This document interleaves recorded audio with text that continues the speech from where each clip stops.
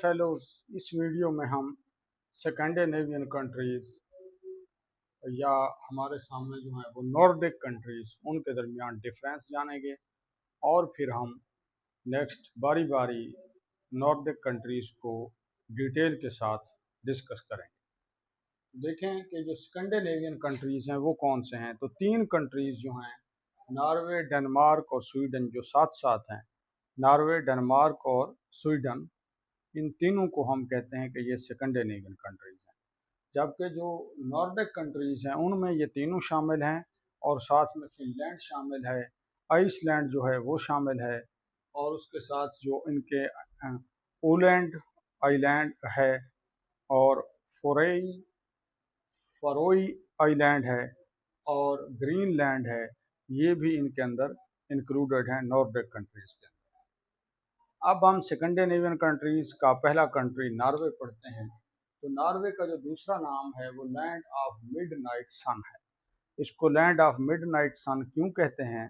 क्योंकि मई से लेकर जुलाई तक यहाँ पर जो सूरज है वो रात को भी गरूब नहीं होता। उसकी वजह ये है क्योंकि ये नॉर्थ पोल के ऊपर जो है वो ये हैं, और यहाँ पे जो सूरज का टिल्ट है, मतलब ज़मीन का जो टिल्ट है सूरज के इर्द गिर्द, वो ज़रा उस तरह से नहीं होता जिस तरह से आम अर्थ के ऊपर होता है।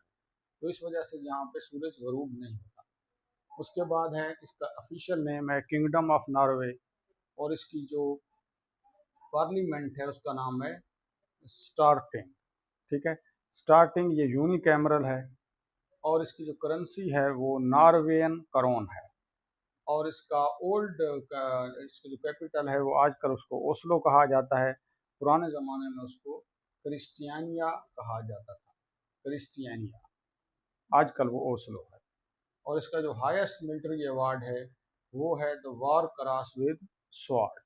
क्रॉस के अंदर उसकी जो है वो वॉर क्रॉस है और ऊपर जो है वो स्वॉर्ड होती है।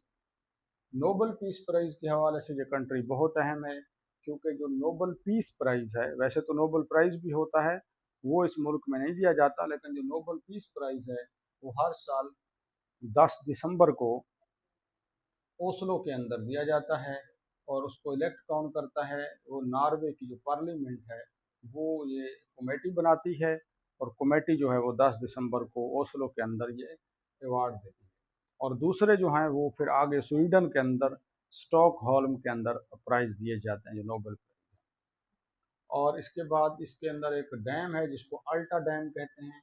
ये हाइड्रो इलेक्ट्रिक डैम है नॉर्वे का।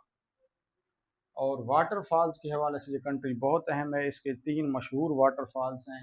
एक है वेटिस फोसन और सेवन सिस्टर वाटरफॉल्स, और मार्डल्स फोसन, मार्डल फोसन और वेटिस फोसन और सेवन सिस्टर वाटरफॉल्स।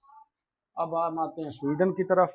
जिस तरह उसका नाम था लैंड ऑफ मिडनाइट सन, इसका नाम है सा मिल ऑफ यूरोप, क्योंकि यहाँ पे जो साड़ टिम्बर है, यानी कि कटी हुई जो लकड़ी है, वो यहीं से जो है वो पूरे यूरोप को सप्लाई होती है।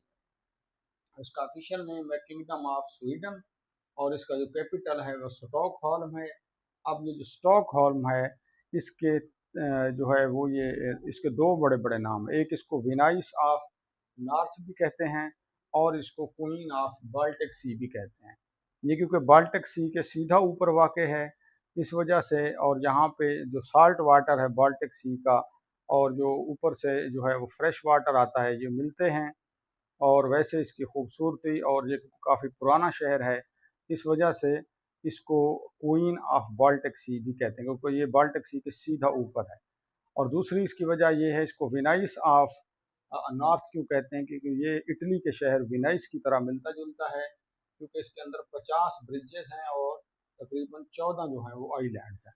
तो विनाइस की भी यही तकरीबन कंडीशन है। तो 50 ब्रिजेस और 14 आइलैंड की वजह से इसको विनाइस ऑफ नॉर्थ भी कहा जाता है। इसकी पार्लियामेंट का नाम है रिक्सडैग, ये भी यूनिकैमरल है, और इसकी करेंसी जो है ये है तो करोन, लेकिन इसको स्वीडिश करोन कहते हैं।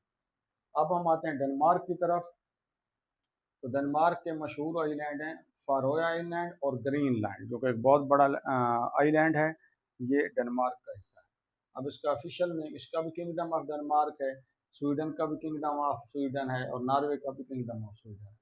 इसका जो कैपिटल है वो कोपनहेगन है और इसकी जो पार्लियामेंट का नाम है वो है फोकेटिंग और ये भी यूनिकैमरल। उसकी पार्लियामेंट का नाम था स्टार्टिंग और स्वीडन की पार्लियामेंट का नाम था रिक्सडैग और इसकी पार्लियामेंट का नाम है फोकेटिंग।